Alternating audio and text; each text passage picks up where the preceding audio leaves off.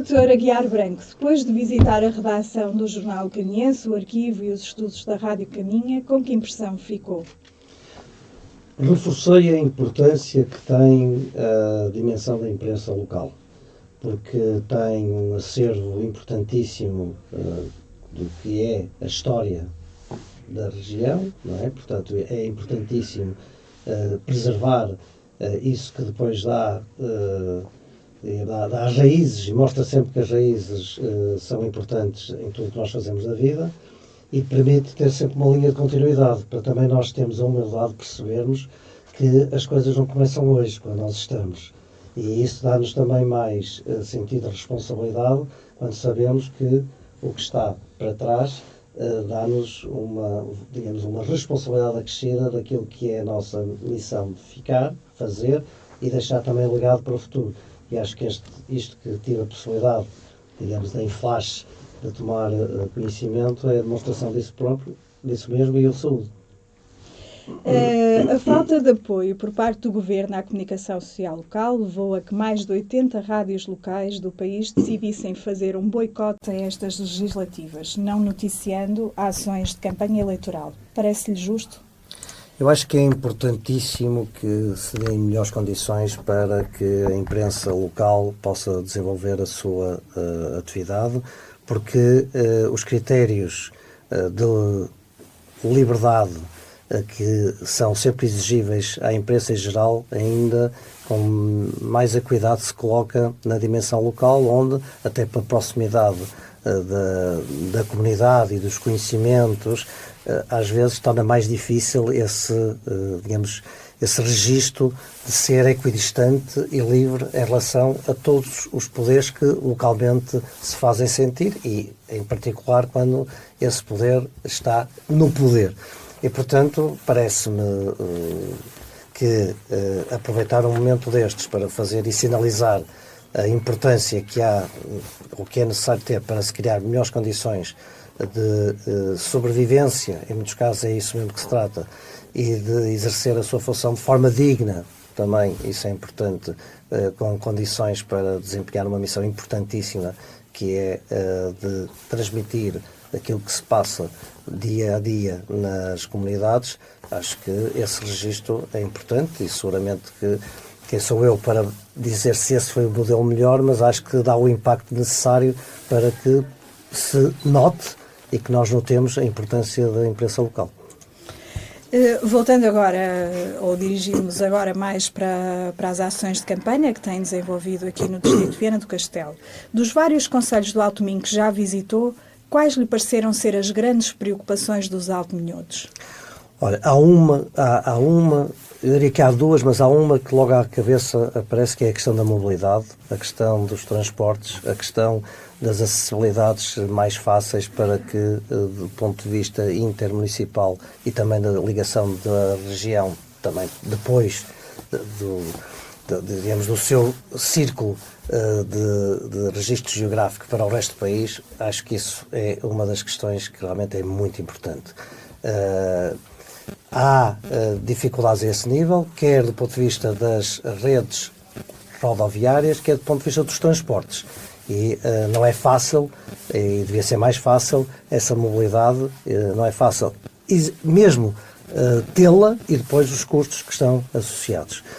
Depois, outra realidade também que existe a nível nacional, mas também tem uma expressão muito forte na região, tem a ver com a saúde, que realmente é uma preocupação enorme, e as condições de acesso à saúde também na região se sentem de uma forma...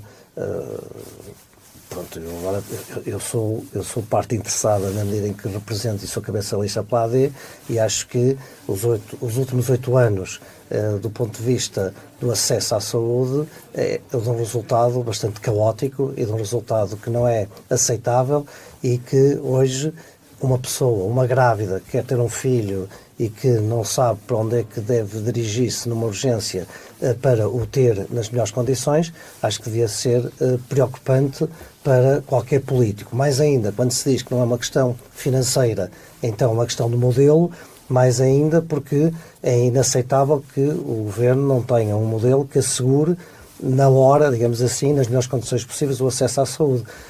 Acreditamos nós, que o modelo de uma melhor complementaridade entre o setor público, social e privado garante melhor do que uma visão muito dogmática, muito fechada e que tem trazido as consequências que estão à vista de todos. Nós acreditamos que é por esse modelo de maior complementaridade, porque para uma pessoa, para um cidadão, não importa se a entidade é pública, privada ou social, o que quer é ter o seu acesso à saúde garantido e que depois, internamente, como costumo dizer, o Estado, na sua negociação que tem de fazer com as restantes entidades, públicas ou privadas ou sociais, que se entenda, como se costuma dizer. A pessoa, o cidadão, é que devia ter esse direito garantido e constatei, por exemplo, que aqui na região do Alto Minho, e nomeadamente no Hospital de Viana, que o subfinanciamento crónico que tem tido impede que depois haja uma capacidade de manutenção da capacidade de resposta como ela deve existir, quer em termos físicos, de estruturas, quer em termos de recursos humanos. Portanto, esta dupla realidade parece-me muito evidente, e depois a que acresce também uma que também é nacional, mas também tem aqui expressão, que é a do direito à habitação, que também tem sido uma situação, infelizmente, não concretizada, nomeadamente também ao longo destes 8 anos, em que o estado em que estamos hoje é pior do que aquele que era em 2015, e isto revela que uma certa, como eu disse, falta de planeamento.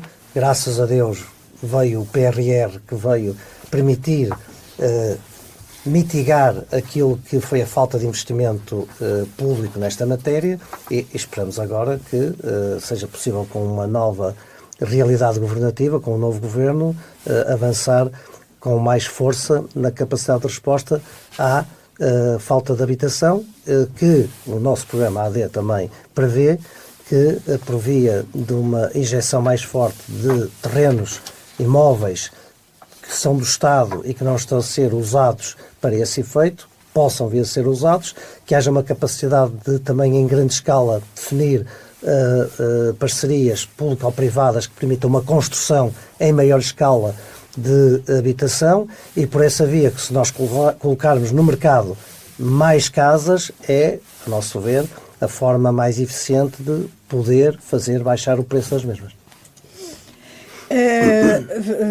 Focalizando agora as questões no Conselho de Caminha, Sim. O que é que já visitou e o que é que ainda vai visitar aqui no Conselho? Olha, aqui há também umas realidades que são, tanto quanto sei, também crónicas, que é da nossa ligação também aqui à Espanha, não é? Sim, portanto, essa, mais adiante íamos-lhe pôr uma questão própria em relação a isso, mas não sei onde esteve. Estive também agora aqui em Âncora, em Vila Praia de Âncora, também é um problema muito sempre presente, a questão do Portinho de Âncora, de Vila Praia de Âncora, e daquilo que é necessário fazer relativamente à sua requalificação e, digamos, e executar também aquilo que já há muitos anos tem sido pedido e não tem acontecido, e que inclusivamente, tanto quanto fui informado, há pareceres do passado que mostram que aquela realidade foi mal construída e, portanto, obriga, antes que haja algum acidente maior, que seja requalificado e resolvido problemas estruturais que são sérios para a segurança das embarcações, e no caso também das embarcações de pesca. E, por outro lado, aquilo que é necessário, a necessidade de conjugar, e usei propositadamente o termo conjugar, porque sei que essa situação também é difícil de consensualizar, entre aquilo que é a produção de energia eólica com a dimensão da pesca, e que também tem sido aturada essa discussão, e que me parece que é necessário, e será realista e pragmático, encontrarmos fórmulas de consenso que permita que existam essas realidades sem se, digamos, canibalizarem. Considera possível a convivência destas duas atividades, da instalação das eólicas e da manutenção da pesca tradicional? Já há várias, eu não sou especialista na matéria, mas já ouvi várias realidades de análise sobre o tema. Aquilo que é a nossa preocupação é, nessa matéria, tentar ser pragmático e verificar, na medida do possível, com estudos fortes e consistentes, se e em que forma isso é possível. Embora haja uma realidade que nunca pode ser posta em causa, que é a manutenção da realidade dos nossos pescadores e daquilo que tem de ser a atividade pesqueira, que deve ser preservada, não é? Portanto, sim, não pode ser sacrificada. Não pode ser sacrificada. Diria, portanto, que a linha é tentar consensualizar, ver, se a situação nunca pode pôr em causa a atividade pesqueira e aquilo que é a importância histórica e económica para a região, para a zona, para a Caminha. E agora o que é que vai visitar a seguir à visita que faz à rádio? Vamos efetivamente fazer uma visita ao comércio e vamos dar a conhecer também as nossas realidades. Deixa-me dizer uma coisa que também é importante, que é geral, mas que também toca também aqui a Caminha, que é a importância também do acesso à justiça em condições melhores do que aqueles que existam neste momento, porque tal como o direito à saúde é um direito constitucionalmente consagrado, o acesso à justiça também. E a situação que está hoje associada, e devo dizer isto porque sou muito sensível a essa temática, com os oficiais de justiça em todo o país, e que também na região do Alto Minho tem uma expressão muito forte no que diz respeito à carência de oficiais de justiça, por um lado, e a situações que também não são aceitáveis do ponto de vista humano, porque o facto de serem colocados muitos funcionários fora das suas zonas onde vivem os seus agregados familiares é uma preocupação que eu, em particular, até porque fui Ministro da Justiça também, sou muito sensível, e acho que em toda a região do Alto Minho, admito também aqui em relação à comarca de Caminha seja uma realidade, é uma atenção que também devemos dar com muita digamos, prioridade. Caminha é o único concelho da Ribeira Minho que tem a sua fronteira fechada há mais de 2 anos. Pois. Sem uma ponte a ligar as duas margens e com o ferry inoperacional, pergunto-lhe se resolver este problema vai ser uma prioridade para a AD, caso venha a ser governo. Que tipo de ligação defende? Claro, é uma prioridade, e é uma prioridade até porque tudo aquilo que possa aproximar os dois países, as duas regiões, eu diria, é uma situação que não faz sentido que não aconteça. Pronto, é natural. É natural, exatamente, é isso, que tirou umas palavras da boca com mais eficiência do que eu estava a conseguir, mas é isso mesmo. E a realidade mostra que, quer em termos de custos, quer em termos de facilidade de comunicação, a ligação por ferry boat, não é? Não será aquela que deve acontecer, porque quer aquilo que são os danos ambientais que vai provocando, quer em termos de qualidade e de facilidade de acesso, não parece ser aquela que deve ser a resposta. Portanto, tudo o que seja, podemos trabalhar para que haja uma ligação por ponte, parece que é o que deve estar nos nossos cuidados, claro, respeitando todos os impactos ambientais, fazendo com que sejam... mas isso é em todo o lado, não é? Em todas as pontes que se fazem, em todas tudo aquilo que é a intervenção da mão humana tem de ter atenção para que haja o equilíbrio entre essa mão humana e a obra feita pela mão humana com aquilo que é a natureza. Mas há, felizmente, milhares de bons exemplos, e aquilo que se deseja que possa acontecer aqui é que seja também um bom exemplo, porque a mão humana, e temos até arquitetos de renome para esse efeito, têm dado muitos exemplos de que essas maravilhas da mão humana conjugam bem com a natureza. E essa preocupação de natureza ambiental, de natureza estética, de natureza de preservar uma coisa que todos, e os caminhantes serão os primeiros a querer preservar, precisamente essa qualidade ambiental, acho que não pode ser fator de obstacularizar a uma solução que parece-nos que é legítima. Sim, que é um dos motivos que tem sido apontado como, digamos assim, como obstáculo à realização de uma ponte, o que não é viável ainda agora em Viana. Sim, vai haver uma nova ponte, terceira, claro. Uma terceira ponte sobre o Rio Lima e Foi tem lançado sobre concurso. Esperemos que sim. Sim, foi lançado concurso, mas de qualquer das maneiras atravessa uma zona da rede Natura e, portanto, é um exemplo aqui próximo de que tudo isto é possível. O que eu queria dizer é que não pode ser esse o motivo Exatamente. de fazer uma obstaculização à obra, porque a intervenção da mão humana não é, quando digo da mão humana, portanto, a obra na natureza não é por si um fator negativo. Pode ser um fator negativo, mas para isso depois há, com certeza, até numa dimensão concursal, numa dimensão de consulta pública, das pessoas poderem opinar, que também é muito importante, porque muitas vezes também as pessoas criticam sem saber, não se preocupam também nas consultas públicas de opinar em relação àquilo que seja apresentado. Portanto, acho que deve haver um escrutínio importante também da população para aquilo que pode vir a ser uma obra a executar-se localmente, e até um bom exercício de democracia.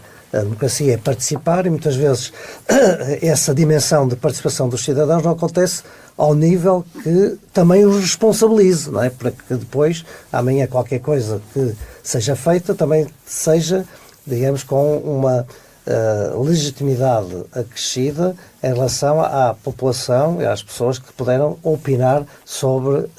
não estou a falar necessariamente de um referendo, há várias maneiras de nós fazermos consultas públicas, há várias maneiras, olha, um órgão como aqui o seu pode ter uma grande responsabilidade em auscultar e saber o que é que a população pode achar deste ou daquele projeto. Agora, para mim, acho que é um dado, digamos, pacífico, não é por si um obstáculo. Agora, é evidente que temos de ter cuidado com aquilo que deve ser, mas, como volto a dizer, temos intervenção de grandes mestres da arquitetura em muitas obras que depois conjugam com a natureza, e depois até acabamos por apreciar com valor acrescentado. Com valor acrescentado. Ponte sobre o Tejo, que é um exemplo brilhante e na cidade de Porto, dessa conjugação, na cidade do Porto. Na cidade tinha uma ponte, e desde uma da Ponte Dona Maria até às 7 que agora existem, e outra mais que vai fazer-se, é hoje também apreciado, e por isso acho que são muitos os bons exemplos nessa matéria. E sendo este um rio internacional, e estando na Foz, chega até inclusivamente a ser um pouco incompreensível como é que esta situação chega a este ponto, porque efetivamente as outras pontes em todos os municípios da Ribeira Minho têm sido fatores de desenvolvimento económico muito grande. Claro.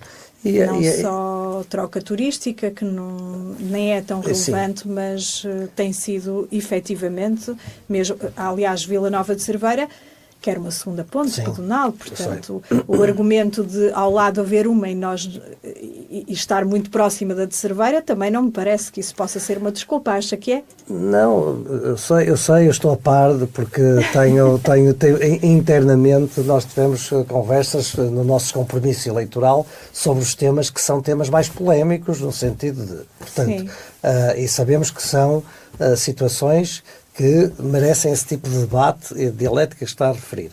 Agora, eu não tenho uma perspectiva fundamentalista em nada da vida. E, portanto, acho que, se me disser assim, se num cenário absurdo não fosse possível conjugar as diversas variáveis que permitam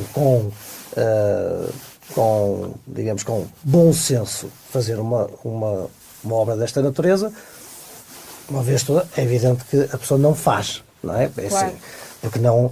Agora, se nós afastarmos radicalismos e fundamentalismos e percebermos que a nossa existência é uma existência em tudo na vida, feita daquilo que tem a ver com o ponto, o denominador comum do que é necessário para preservar a natureza, para desenvolver economicamente as regiões, para criar bem-estar e condições de vida melhor para as pessoas, para também proporcionar a mobilidade de forma mais fácil para a qualidade de vida que as pessoas têm, conjugando isso também com a defesa do ambiente e com a defesa que todos desejam. Eu não posso acreditar que haja um caminhense que queira que a sua terra fique pior, mais feia ou com menos atividade económica. Não é assim, é o contrário. Claro. Portanto, nós temos uma exigência cívica que nós tentemos encontrar o ponto de equilíbrio de tudo isto.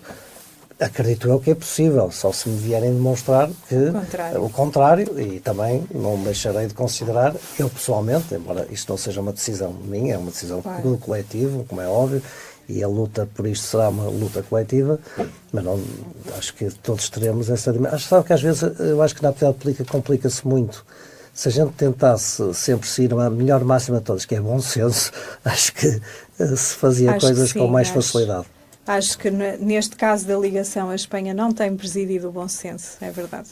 Resta-me questioná-lo, está confiante numa vitória da AD no próximo domingo? Estou confiante numa vitória, sei que estamos a fazer tudo para que isso aconteça, acho que era importante para o país e acho que era importante, vou-lhe dizer, mesmo para lá daquilo que é o nosso interesse enquanto força que concorre. Acho que quando nós temos um país que nos últimos 29 anos teve 22 anos de governação monocolor, Partido Socialista, às vezes as pessoas tendem a esquecer isso, desde o governo do engenheiro Guterres, em 1995, quando sucedeu ao professor Cavaco Silva, até 2023, foram 22 anos de governação do Partido Socialista, interrompido por 7 de uma AD, ou de uma coligação PSD-CDS, com o Dr. Durão Barroso, em 2002, 2003, 2004, portanto, Dr. Durão Barroso e Dr. Pedro Santana Lopes, que houve um governo da coligação durante 3 anos, interrompido por dissolução da Assembleia da República pelo então Presidente Jorge Sampaio, e depois houve 4 anos e meio, 2011 a 2015, de uma governação com características patrióticas únicas, que foi a de resgatar o país da bancarrota em que o Partido Socialista e o engenheiro José Sócrates tinham deixado o país. Portanto, nestes 29 anos, há 7 de governação da AD, sendo que 4 são até com um condicionamento muito exigente, com uma troika que condicionou muito daquilo que eram as políticas que podiam ser levadas a efeito. Foi preciso tirar o país da falência e, portanto, não podemos sequer considerar como isso um período normal de governação. Isto quer dizer que a responsabilidade do estado em que temos o país, neste momento, contrariamente até a algumas forças demagógicas e populistas que dizem que, ou querem dizer que PSD/AD é tudo farinha do mesmo saco, não é verdade. E não é verdade por eu estar a dizer, é uma verdade que é demonstrável de forma objetiva. E, portanto, não é a mesma coisa. Nós devemos ter a oportunidade para poder também dar o nosso melhor para o país, sendo que as nossas governações no passado mostraram sempre que deixamos o país melhor do que o encontramos. E o Partido Socialista não pode dizer isso. O engenheiro Guterres deixou o país num pântano e nós não o deixamos melhor. O engenheiro Sócrates deixou o país na falência e nós deixamos o país equilibrado para poder, de novo, voltar a crescer. E agora o Dr. António Costa deixa o país num caos na saúde, na habitação, no ensino, tendo tido a maior carga fiscal de que há memória na democracia.